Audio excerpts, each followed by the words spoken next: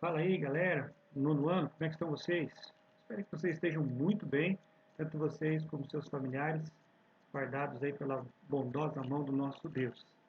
Gente, nós estamos começando mais uma semana e eu espero que vocês estejam conseguindo também acompanhar bem os estudos, mesmo de forma remota. Qualquer coisa, por favor, pode entrar em contato conosco. Eu estou aqui à disposição de vocês para tirar qualquer dúvida que tenham, tá bom, gente? Então, essa semana é a semana 3 do ciclo 2. Então, eu quero algumas orientações a vocês aí, anote para não esquecer, galera. Primeiro, assistam a videoaula. Faço mais uma vez aqui um incentivo, não é uma propaganda ao meu canal, mas sim um incentivo a vocês a assistirem as videoaulas. Para vocês conhecerem melhor a matéria, por favor, façam isso. E também, gente, na sua produção acadêmica. Eu estou percebendo pela produção acadêmica que tem muita gente só no Ctrl+C, Ctrl+V da internet. E com isso, não fazem uma boa produção acadêmica. Erram muitas coisas e, quanto na videoaula, eu estou dando as respostas na produção acadêmica. Você que está assistindo e está se dando bem na produção acadêmica, incentive seus colegas a assistirem também. Certamente eles vão se dar melhor ao fazer a sua produção acadêmica, tá certo, galera? Então assistam a videoaula. Aí, depois de assistir a videoaula, façam a leitura, páginas 18 a 122, no livro de vocês, capítulo 4, ok? E façam também a atividade na página 123. Uma página apenas, tá bom? Quinta-feira eu posto a correção dessa atividade para vocês, tá bom? Nessa semana também nós temos fórum. Participe do fórum, tem gente também que abandonou o fórum, não sei porquê, se é por vergonha ou se é por esquecimento, não façam isso, lembre que faz parte da nota de vocês e é mais uma forma de aprendizado, tá bom, gente? Bom, essa semana nós vamos falar então sobre a crise da República Oligárquica, a crise da República Oligárquica ou da República do Café com Leite. Nós vamos falar então inicialmente dos antecedentes desta crise. Teve um ano que foi sem precedentes para que preparasse o terreno para que em 1930 houvesse a queda definitiva da República do Café com Leite. Este ano foi o ano de 1922. Durante esse ano, houveram várias transformações. E essas transformações estão descritas através de 4 grandes acontecimentos. E eu vou destacar para vocês quais foram esses 4 grandes acontecimentos que influenciaram na queda da República Oligárquica. O primeiro deles foi a Semana da Arte Moderna em São Paulo. Nessa Semana da Arte Moderna, eles tiveram contato com outros movimentos de contestação que estavam espalhados pelo mundo afora. Nesse sentido, o que acontecia? Através da arte, os artistas estavam criticando a sociedade em que eles viviam. E o brasileiro começa também a ter essa mesma perspectiva. Ver que existem outros que estão passando por situações de limitação de poder, como estava acontecendo no nosso país, onde se criticava a sociedade em que eles viviam através da arte. A Semana da Arte Moderna ela traz esse grande avanço para também a sociedade brasileira. Outro evento foi a fundação do Partido Comunista. Foi formado por operários que estavam em busca de melhores condições de trabalho, tanto para eles como também para os agricultores. Certo, gente? Nessa fundação do Partido Comunista foi muito importante, até porque também estava baseado na Revolução Russa de 1917 e traz realmente muitas vitórias no campo, especialmente trabalhista. A outra coisa importante que surgiu em 1922 foi a fundação do Partido Republicano, que era um partido composto daqueles que foram excluídos da política do café com leite. As elites do Rio Grande do Sul, Rio de Janeiro, Paraíba, Bahia, entre outros estados do Brasil, vão se unir e formar um partido de oposição à República do Café com Leite. Isso surge também em 1922. E o quarto e último é o movimento tenentista, o tenentismo que nós vamos estudar nesta aula de hoje. Bom, vamos olhar então o que foi esse tenentismo. Olha a definição para vocês aí. É um movimento político-militar que, sob a liderança de jovens oficiais que recém tinham saído da academia militar, certo? Principalmente tenentes, eles pretendiam essas duas coisas aí, ó, conquistar o poder pela luta armada e promover reformas na Primeira República. Reformas políticas e também educacionais dentro da Primeira República. Note então, gente, conquistar o poder pela luta armada e promover reformas na Primeira República. Essa era a intenção dos tenentes. É um movimento muito importante também nesse contexto. Veja agora aí no próximo slide quais eram as principais reivindicações desses tenentes. Eles queriam a moralização da vida pública, fim da corrupção eleitoral, com aquele voto de cabresto, o voto aberto, o coronelismo, tudo aquilo que nós falamos já anteriormente em aulas anteriores. Né? Então, a moralização da vida pública, e especialmente da corrupção eleitoral. Gente, importante ressaltar para vocês, eles não eram nem de direita nem de esquerda. Eram pessoas que queriam uma moralização da política no Brasil. Alguns depois penderam para a direita, outros vão pender para a esquerda, depois no processo da continuidade do movimento tenentista. Bom, outra coisa que eles exigiam era o voto secreto, não mais o voto aberto. Uma justiça também confiável. E por último, uma reforma na educação pública, para que o ensino fosse um ensino público, obrigatório e gratuito. Eles então defendem esse tipo de reformas no movimento chamado tenentista. Nós vamos estudar aqui dois movimentos tenentistas principais.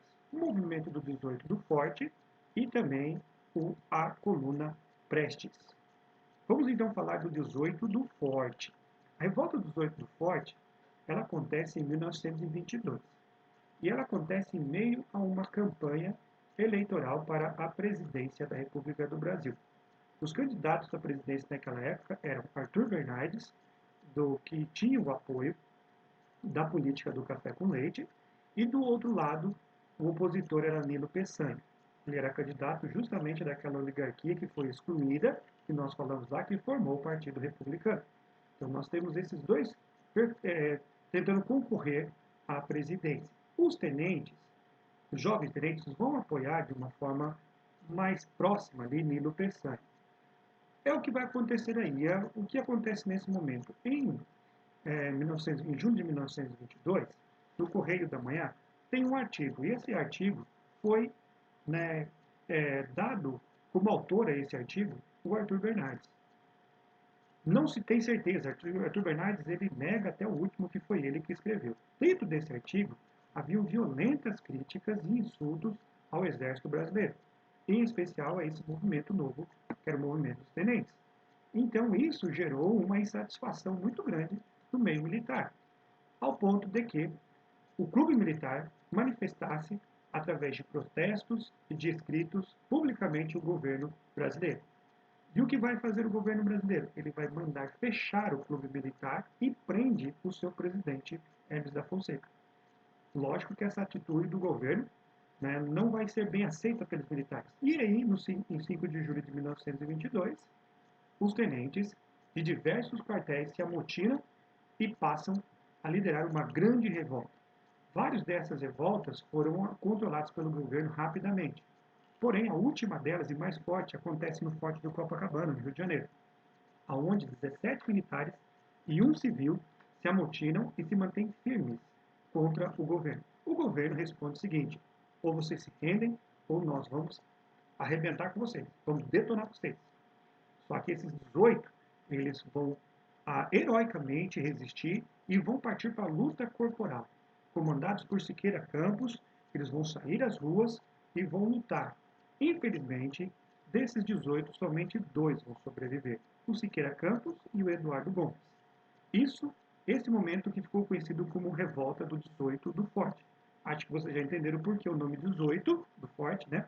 Que seriam esses 18 homens, os 17 militares e um civil que resistiram nesse momento aí do chamado movimento tenentista.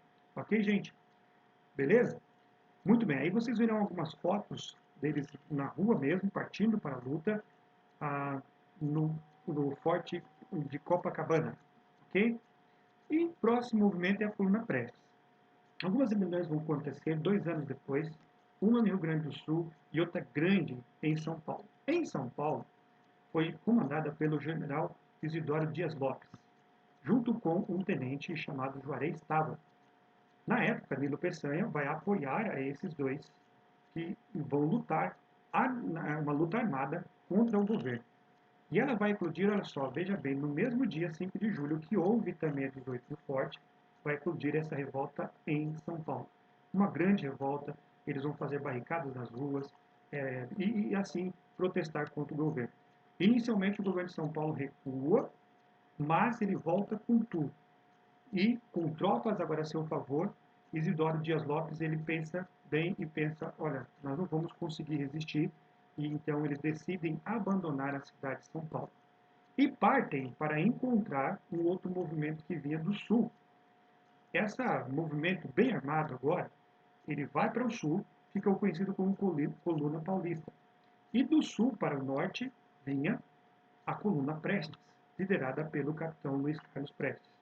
Quando se juntam essas duas colunas, formam o que nós conhecemos por Coluna Prestes. A Coluna Prestes, gente, vai percorrer mais de 24 mil quilômetros pelo nosso território brasileiro em 2 anos. Então, vários estados do Brasil vão ser percorridos por eles e eles vão lutar de forma armada, querendo que a população também venha e faça parte desse movimento de contestação à República do Café com Leite. Porém, a adesão não foi a pretendida pelos tenentes da Coluna Prestes. Infelizmente, o que aconteceu? Segundo os historiadores dizem isso, que essa coluna nunca foi derrotada. Porém, como ela não contou com apoio popular, ela acaba se enfraquecendo e esses tenentes cansados de lutar contra o governo acabam decidindo se refugiar na Bolívia, aonde vão ficar exilados. Okay? O líder delas, o Luiz Carlos Prestes, mais tarde voltará e será também o líder do Partido Comunista após a Revolução de 1930. Ok, gente? Então é assim, nós temos a Coluna Prestes aí, veja o trajeto dela por todo o território brasileiro, vários estados do Brasil foram percorridos aí pela Coluna Prestes. Esse movimento muito importante aí de contestação durante o governo de Arthur Bernardes. Bom, e ali você vê nessa último slide aqui, dessa parte da Coluna Prestes, o que eles pretendiam, o que eles eram contra, o que eles eram a favor. Eles eram contra os impostos exorbitantes, a incompetência administrativa, a falta de justiça, a mentira do voto, o amordaçamento da imprensa, as perseguições políticas, o desrespeito à autonomia dos estados, a falta de legislação social, o estado de sítio. Mas eles eram a favor do ensino primário gratuito, da instrução profissionalizante e técnica, da liberdade de pensamento, da unificação e autonomia da justiça, da reforma da lei eleitoral e do fisco, do voto secreto obrigatório, da liberdade sindical, do castigo aos defraudadores do patrimônio do povo e aos políticos corruptos, do auxílio estatal às forças econômicas. Então percebe-se aqui claramente as reivindicações tenentistas. Ok? Bom, por último, gente, o Brasil, nesse final dessa crise da República Oligárquica, nós temos aqui certamente o contexto da crise de 1929 no mundo todo. A crise de 1929 estourou nos Estados Unidos e, como nós estudamos, refletiu no mundo todo, inclusive no nosso país, que era o principal produtor de café e da onde os Estados Unidos compravam o seu café. Com a queda do poder de compra dos estadunidenses, certamente o Brasil será grandemente afetado. Eles tiveram que queimar publicamente diversas sacas de café porque sobrou muito café e não tendo como vender. Então, com isso, o café vai desvalorizar-se. E assim, cada vez mais entram no contexto aqui de desvalorização da política do café com leite. Até chegou o momento de dizer o seguinte: chegou a hora de nós pararmos de plantarmos apenas um produto, de exportarmos apenas um produto, que era o café, e de investirmos em outras formas de economia. Nesse contexto, houve as eleições presidenciais de 1929. Na política do café com leite, Washington Luiz, que era o atual presidente, teria que indicar um mineiro, normalmente, né, para a próxima. O nome mais cotado era do governador de Minas, Antônio Carlos. Porém, Washington Luiz vai lá e indica Júlio Prestes, um outro paulista, para a sua sucessão, o que acarreta no rompimento da política do café com leite. Minas Gerais se junta a outras oligarquias dissidentes e forma a Aliança Liberal. A Aliança Liberal que vai juntar aí todos aqueles que estavam excluídos da República do Café com Leite. Rio Grande do Sul, Paraíba, Rio de Janeiro, entre outros estados, vão se juntar e formar a Aliança Liberal, que vai lançar um candidato da oposição. Esse candidato seria Getúlio Vargas como presidente. Como seu vice, foi escolhido João Pessoa, um paraibano. Getúlio, gaúcho. Bom, as eleições pareciam percorrer de forma tão boa e tudo indicava uma vitória dos opositores da Aliança Liberal. Porém, devido às fraudes, muitos acreditam, e a política ainda do coronelismo em diversos lugares, Júlio Prestes acaba vencedor da corrida presidencial, o que gera inicialmente revoltas, mas com o tempo eles acabam se acomodando pela perda. Porém, uma coisa vai mudar tudo. Isso vai ser o assassinato de João Pessoa, o candidato a vice. Apesar de não ter nenhuma ligação política, os opositores aproveitam para acusar os defensores da política do café com leite de terem orquestrado a morte de João Pessoa e partem para a luta e reivindicam que Washington Luiz deixe o poder. Né? Eles exigem a deposição de Washington Luiz. É aí que acontece a Revolução de 1930. Mas será que foi revolução ou golpe? É uma pergunta que nós temos que responder. E até hoje os historiadores não decidiram ainda. O nosso livro coloca como o golpe de 1930. Mas eu vou colocar para vocês as duas opiniões aí. Primeiro, Boris Fausto, um historiador do período, ele diz o seguinte, que foi uma revolução, por quê? Porque pôs fim à hegemonia da burguesia do café. Acabou com a República do Café com Leite. Então houve sim uma revolução. Mas para o Edgar Deca, não houve revolução, mas sim um golpe. Porque os agentes históricos permaneceram os mesmos, ou seja, a elite brasileira. Não houve participação popular, só mudou o lugar. Não foi mais não foi mais São Paulo e Minas, mas agora outra elite é que comandava o país. Bom, afinal de contas, nós não temos como decidir a respeito disso. Por isso, nós apresentamos para vocês aí essas propostas dos historiadores. Enfim, o que aconteceu? Washington Luiz acaba se retirando do país, juntamente com Júlio Prestes, e aí vai se estabelecer um governo provisório no Brasil, sob liderança de Getúlio Vargas. Está agora em início o que nós conhecemos por Era Vargas. Mas isso é matéria para as próximas aulas e nós estudaremos em seguida. Gente, então aí as referências bibliográficas, espero que vocês tenham entendido. Qualquer coisa, entre em contato comigo. Grande abraço, gente!